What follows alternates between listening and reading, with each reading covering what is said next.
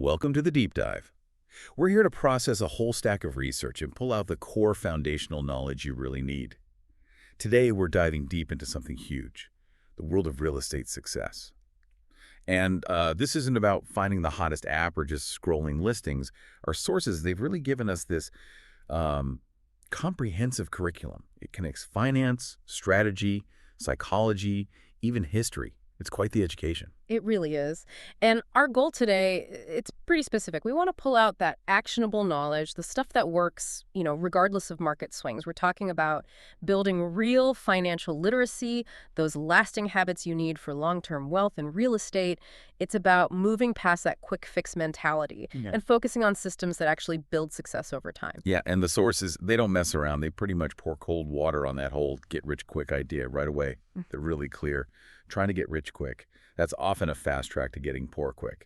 To really build wealth, you got to do it slow, be deliberate, and you have to start, well, now. That mindset shift, that's really the core of our first section, the investor's blueprint. And it kicks off with probably the most fundamental rule for building wealth. It sounds simple, maybe, but so few people really nail it consistently. It's understanding the difference between an asset and a liability. Like truly internalizing it. Yeah. An asset puts money in your pocket. Once you get that, you have to focus all your energy on buying and optimizing those income-generating assets. Make your money work harder for you than you work for it. It sounds so straightforward, doesn't it? But then you start looking at, say, traditional investments, and you see how the system can sometimes work against the average person. Our sources actually highlight what they call a nasty secret about the mutual fund industry. It's this concept of survivorship bias. Oh yeah, this is a big one. And it's a really powerful warning, not just for stocks, but for anyone looking at, real estate funds or syndications claiming amazing long-term results. Survivorship bias basically hides failure. So if you look back at equity mutual funds, say, from 1970, there were 358 of them. Okay. By the time they were measured later, only 78 were still around, the ones that did poorly. They often get merged into better performing funds. Poof. The bad track record just disappears. So the numbers you see today, they're skewed towards the winners. It's like judging a baker only by the cakes that didn't collapse. Exactly. You're hiding, 75% of the failures in that example? And even with that massive bias baked in, the analysis showed that only a tiny fraction, maybe 3% of those surviving funds actually beat the general market index by more than 1% over the long haul. Wow. So chasing those expert-managed high-fee funds often means you're paying extra for results that are, average at best, potentially worse, and definitely based on bias data. That really makes you think about relying on any single expert or guru, especially in a market as complex as real estate, doesn't it? If even these big funds have hidden failures. It underscores why you need a system, not just a person. The sources make this brilliant point. Even the smartest expert is only an expert in a tiny piece of the whole puzzle. A structural engineer knows beams and loads, but maybe not the latest zoning laws or trends in municipal finance. No one person gets the whole picture. Right. So you can't just delegate your critical thinking. You need to build your own flexible multi-stage system to handle all that complexity. Okay, let's start breaking down that systemized approach, starting with a core financial idea, leverage, using other people's money. Right, to boost your returns. Leverage is absolutely the gas pedal for real estate wealth. And probably the most systemized way to maximize it is the BRRR strategy. BRRR, buy, rehab, rent, refinance, repeat. Exactly. And the reason it's so powerful is it forces you, the investor, to get good at 5 distinct things. You have to find a killer deal, manage a cost-effective rehab, run the property well, handle the bank relationship for the refinance, and then do it all over again. It's a cycle. The make-or-break moment seems to be that refinance step. It all hangs on the after-repair value, the ARV. You boost the value enough, you pull your cash back out. Yeah. But what if the appraisal doesn't come through? What's the risk? That's the #1 killer of a BRRRR deal, absolutely. The whole refinance hinges on the bank's appraiser agreeing with your new value after the rehab. Typically, they'll lend up to maybe 75% loan-to-value, the LTV, based on that new higher ARV. If your appraisal comes in low, maybe you only get 50% of your capital back out. Wow. And suddenly your money's still stuck in that deal and the repeat step just died. So pushing that ARV as high as possible is critical. This is where the idea of upgrade hacking comes in, right? It's not about gold plating everything. Not at all. It's surgical. You find the fixed costs, the things you have to fix, like a bad roof or old wiring. Then you strategically add value using variable costs. That means choosing slightly nicer materials where it counts, or focusing on simple, high-impact cosmetic stuff, new cabinet pulls, modern paint colors, things that don't cost much extra but scream value to an appraiser. Right. You're spending that limited reno budget to impress the lender, not necessarily to make the tenant feel like royalty. Makes sense. Now, beyond the deal mechanics, the real long-term wealth often comes from tax strategy, doesn't it? We hear real estate pays off in three ways: cash flow, appreciation, and amortization. Right, and amortization, that's the loan principal being paid down, is almost passive since your tenants are effectively making those payments for you, building your equity. But yeah, the tax side, that's where the government gives you some serious advantages. Specifically, depreciation. It's a non-cash deduction, but it shields your actual cash flow from taxes. Okay, this is where it gets really good, but I think a lot of people get confused. How does that shielding actually work, like in real numbers? Okay, so the IRS basically acknowledges that buildings wear out over time. Even though it doesn't happen overnight, they let you deduct the cost of the building structure, not the land, over a set period. For residential rentals, it's 27.5 years. It's called straight-line depreciation. So say I buy a place for $300,000 and the building itself is valued at $250,000, separate from the land. Exactly. You take that $250,000 building value, divide it by 27.5 years. That gives you roughly $9,090 you can deduct as a depreciation expense every single year for almost 3 decades. Wow, okay.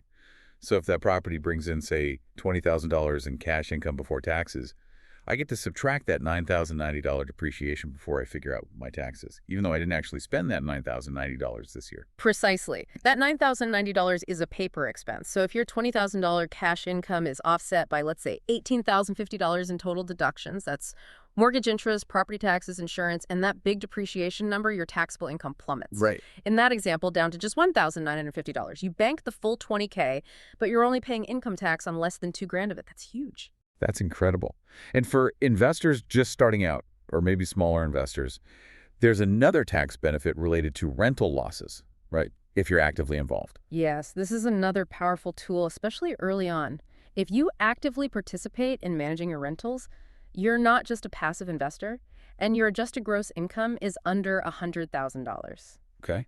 You can typically deduct up to $25,000 in rental activity losses against your other income, like your salary from a regular job. That seems massive. So if a property has negative cash flow initially, or just huge depreciation creating a paper loss, that loss can directly reduce the tax you owe on your W-2 income. It effectively helps subsidize the carrying costs of your investments while they stabilize or while you're taking advantage of those big depreciation write-offs. Okay, so we've got the financing, the tax angles, but you still need to figure out if a potential deal is actually good in the first place. How do you analyze it? We're shifting from keeping money to finding the right place to put it. Right. And here we need to be careful about which tools we use for looking backward versus looking forward. The sources really caution against misusing the internal rate of return, or IRR. IRR. I hear that one thrown around a lot. People love it, but it's fundamentally a calculation you run after you've sold a property. It tells you the actual annualized return you achieved over the entire holding period. It's accurate, but retrospective. So using it to decide whether to buy something is risky. The sources call it an amateur move, basically, because to calculate a forward-looking IRR, you have to make way too many assumptions about future performance, rent growth, appreciation, final sales price. It's built on guesswork. Okay, so if IRR isn't the right tool for evaluating a potential purchase, what is? The sophisticated approach is discounted cash flow analysis, DCF. DCF, right. This requires you to project all the future cash flows you expect that property to generate, year-by-year rent, less expenses, plus the expected profit when you eventually sell it. Then you discount all those future dollars back to their value today. And that discounting part uses a specific rate, right? The investor's required rate of return. Exactly. You, the investor, have to decide what return you need from this type of investment, given its risks. Let's say you decide you need an 8% return. That 8% becomes your discount rate. The DCF calculation tells you the maximum price you can pay today and still expect to achieve that 8% return. based on your projections. Ah, I see. So if the DCF spits out a present value of $150,000. Paying a dollar more, $150,001, means mathematically you won't hit your required 8% return, assuming your projections are accurate. It enforces serious discipline. But that discipline relies heavily on those projections being realistic. Yeah. Where do people usually mess up their DCF assumptions? How do they inflate them? Oh, easily. The classic mistakes are being way too optimistic about future rent growth, like plugging in 5% annual increases when the local history is maybe 2.5%, or seriously underestimating capital expenditures, CapEx. CapEx, the big stuff like roofs and HVAC. Exactly. They might assume a roof lasts 20 years when it clearly looks like it has 5 left. Or they don't budget enough for replacing appliances or flooring down the road. Garbage in, garbage out. DCF is only as solid as the numbers you feed it. Okay, so DCF is the gold standard for deep analysis, but it takes time. What about when you're just sorting through dozens of listings online? You need something faster to weed things out. That's where the 50% rule comes in handy. It's purely a quick screening tool, a rule of thumb. Yeah. It estimates that roughly half, 50% of your gross rental income will get eaten up by all operating expenses except the mortgage payment. So taxes, insurance, maintenance, repairs, vacancy allowance, setting aside money for future CapEx, property management fees, all that stuff should be around half the rent. That's the quick estimate. So if a place rents for $2,000 a month, the 50% rule suggests you budget $1,000 for those operating expenses before you even think about your principal and interest payment on the loan. Got it. So if the P&I is, say, $800, your total monthly cost is roughly $1,800, leaving $200 in cash flow. In theory, yes. But, and this is but it's just a filter, its biggest weakness is underestimating those specific costs, especially CapEx on older properties. Your actual expenses could easily be 30% or maybe 7% of the rent, but it helps you quickly say no to deals where the rent barely covers the mortgage, let alone anything else. Right. Separates the obvious non-starters. Yeah. Okay, that makes sense. So we've covered the investor's blueprint, the mindset, the leverage, the analysis. That flows really nicely into Section 2, mastering the transaction itself. Once you find a potential deal or decide to sell, you're into the realm of, well, psychology and execution. Absolutely. And for sellers, the sources say the first hurdle is almost always emotional. You have to disengage.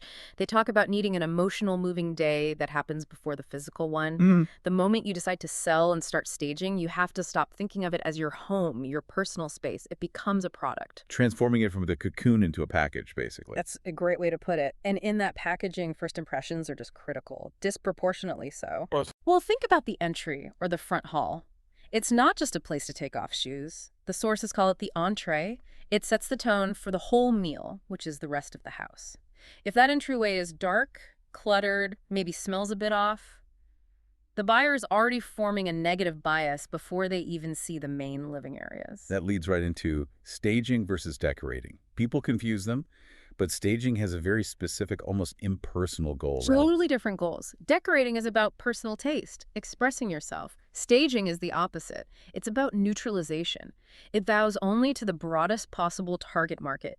You're removing anything, highly personal, family photos everywhere, bold or unusual paint colors, strong religious symbols, anything that stops buyers from easily imagining their life in that space. You want them to project themselves onto a relatively blank canvas. Exactly. And it's also about scale and balance. The sources use this funny metaphor. Oh, the furniture one. Yeah, the gorilla walking two greyhounds. If you have this huge, heavy, dark sofa next to tiny, delicate little end tables, the room feels visually jarring and unbalanced. Staging aims for pieces that feel right together and right for the size of the room. Makes sense. Okay, shifting from the look of the house to the conduct of the professional, our sources get into this ninja selling philosophy. It sounds intriguing. It's about attracting business, not chasing it. That's the core idea. Stop the hard sell. Start attracting clients by genuinely creating value for them. And how do you create value? You either solve a problem they have, their pain point, or you help them achieve something they want, provide pleasure. And you figure that out by asking. By asking questions and actually listening to the answers, not by launching into a big speech about how great you are or your marketing plan. Discover their needs first. This really flips the old sales model. I mean, traditionally, everyone focused on the close, but this suggests the most critical part is actually the opening, the connection. Modern research supports that, yeah. If you start a meeting with a 10-minute monologue about your own credentials, the client mentally checks out. They're just Yeah. wondering, okay, when do we talk price? When do we talk about me? Right. You need to connect immediately and focus on their goals right from the start. And building this attraction-based business relies heavily on consistent habits, doesn't it? What kind of daily actions are we talking about? Consistency is everything here. It's not about occasional bursts of effort. The sources recommend daily, non-negotiable focus on your hot list, people ready to buy or sell soon, and your warm list, those who are further out. And critically, they emphasize writing 2 personal, handwritten notes every day. Handwritten, not email. Handwritten, it cuts through the digital noise, it shows genuine effort, and reinforces that personal connection. It positions you as someone who cares, not just someone trying to close a deal. That really loops back to the idea of systemic success, doesn't it? Building fixed habits, not searching for magic tricks. Absolutely. There's a great line in the sources. To get results, you must apply all of the rules until their application becomes a fixed habit with you. Automate the good stuff. Okay, let's talk about the pointy end of the transaction. Negotiation. High stakes. Our sources offer some really specific communication tactics, starting with the 3 types of yes. This is fascinating and so important. We're always pushing for a yes, but there are different kinds. There's the commitment, yes, that's the real goal. Then there's the counterfeit, yes. Counterfeit yes. Yeah, that's the yes someone gives you just to be polite or to make you go away, or maybe just to hear more information without actually agreeing to anything. It feels like agreement, but it's hollow. So how do you tell the difference or get to the commitment? A skilled negotiator uses questions, gently guiding the other person to explore their own needs and goals, helping them see how your proposal aligns.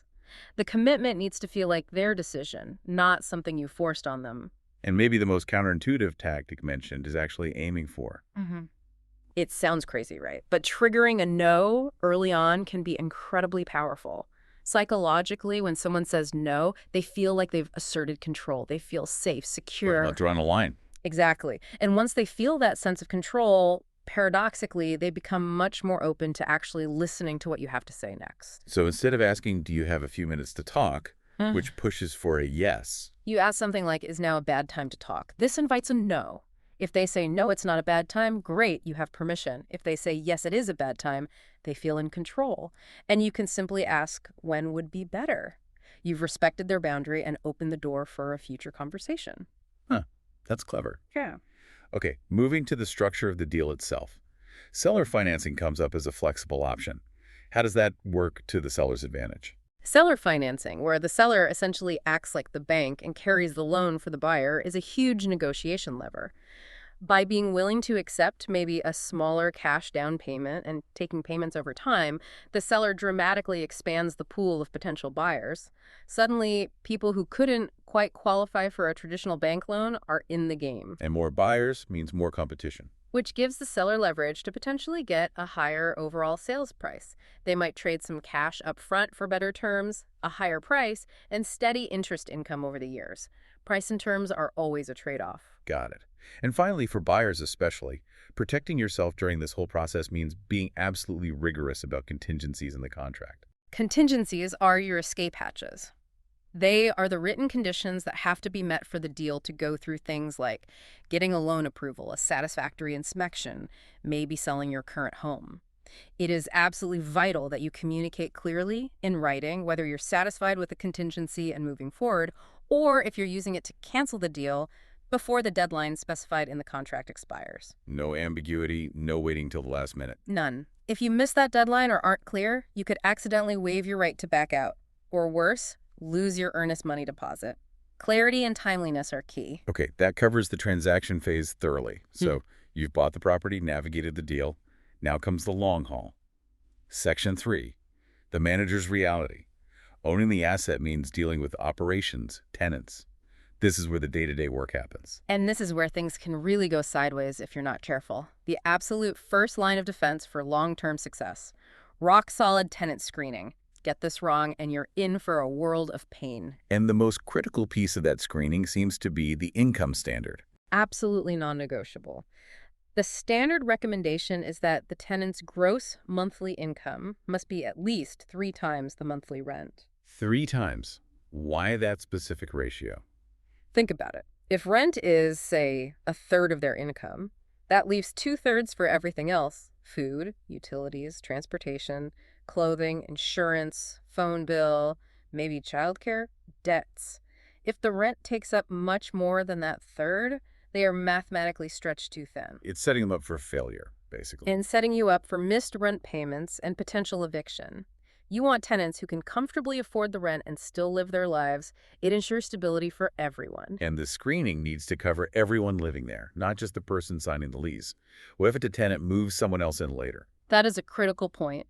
If your approved tenant later moves in a partner, a relative, an adult child, even gets an unapproved pet, that new person or pet must go through the exact same application and screening process. Same background check, income verification, everything. Everything. It's about knowing who is living in your property, ensuring they meet your criteria, managing liability, and enforcing the terms of the lease regarding occupants. You have to maintain control. Makes sense. Another major friction point is always the security deposit. Disputes over getting that back are constant. How do landlords get ahead of those problems? Proactive, crystal clear communication is the only way. This needs to happen before the lease is even signed and reinforced maybe at move-in. You need to explicitly spell out your security deposit policies. What constitutes normal wear and tear versus actual damage they'll be charged for? What level of cleanliness is required for a full refund? Maybe provide a checklist? Absolutely. A detailed move-in, move-out checklist, photos or video at move-in. Anything that sets clear expectations. The tenant needs to know exactly what benchmark they need to hit to get their full deposit back. Clarity avoids arguments and potentially lawsuits later. Okay, now, management itself. Is hiring a professional property manager always the best way to go, especially for smaller landlords? The sources mention some interesting alternatives. It's not always necessary, especially for single-family homes. The sources actually suggest that houses can often make more money with less ongoing work compared to, say, small commercial properties where tenant turnover means constant releasing efforts and fit-outs. For single-family rentals, one alternative system mentioned is basically paying the tenants to manage the small stuff instead of hiring an outside manager. Paying the tenants. How does that work structurally? It's an incentive system. You offer the tenant a small rent credit, maybe $50 or $100 off the monthly rent, if they consistently pay on time and agree to handle minor maintenance tasks themselves. Like what kind of tasks? Changing furnace filters, dealing with a minor toilet clog, maybe basic yard upkeep, things that don't require specialized skills. It encourages them to treat the place more like their own, saves you hassle and minor repair costs, and gives them a direct financial benefit for being responsible. That seems like it would require really clear expectations and solid inspection protocols, though, to make sure they're not letting bigger issues slide. Oh, absolutely. You need meticulous records. The key is the move-in inspection sheet. When a new tenant moves in, you have them fill out a super detailed checklist within the first few days, noting every single existing flaw, scratches on the floor, nail holes, chips in the paint. Okay. This does two crucial things. One, it creates an undeniable record of the property's condition before they took possession. Two, it effectively serves as the exit inspection for the previous tenant. The new tenant has every incentive to document pre-existing issues so they don't get blamed for them later. Ah, clever. Using the new tenant to check out the old tenant. Pretty much. It aligns incentives beautifully. And thinking back to before you even buy the place, when you're doing that initial inspection, it's easy to get sidetracked by ugly wallpaper or old carpets. What should the real focus be?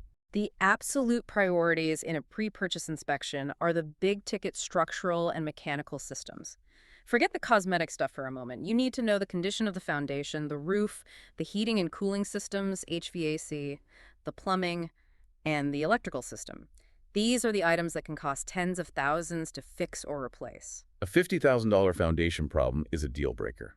Bad paint is just paint. Exactly. Focus your inspection energy and any specialist follow-ups on those core systems. Everything else is usually manageable. Now, we can't talk about management without acknowledging the human element, particularly the serious consequences of eviction. It's more than just a business transaction. It absolutely is, and the research is quite clear on this. Eviction isn't just about losing housing. It's strongly linked to increased residential instability, people moving more often into worse housing.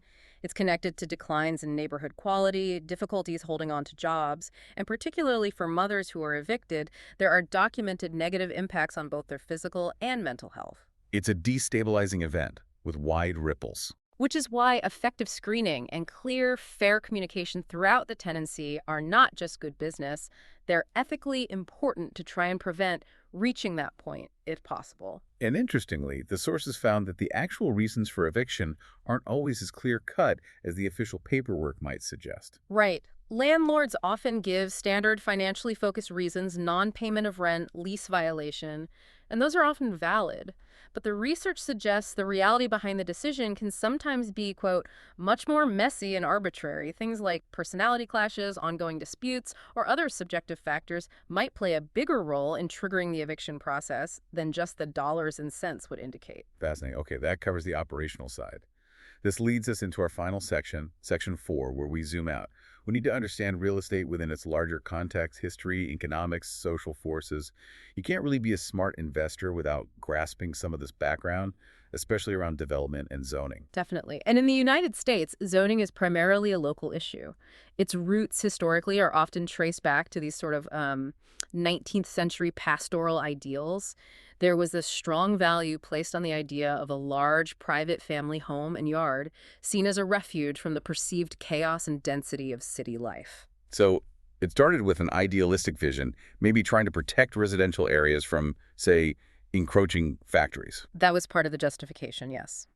Early proponents pushed this idea of uniformity within a zoned district. They argued that having consistent rules like only single-family homes allowed would protect everyone, even, as they put it, those who cannot protect themselves. The theory was applying the same rules to rich and poor alike within a zone would prevent haphazard or undesirable development. But then there's this paradox when you look at density versus actual quality of life, which kind of challenges those early ideals, doesn't it? It really does. Planners and many residents often instinctively view density as bad, associating it with slums and overcrowding. But the sources point out something crucial.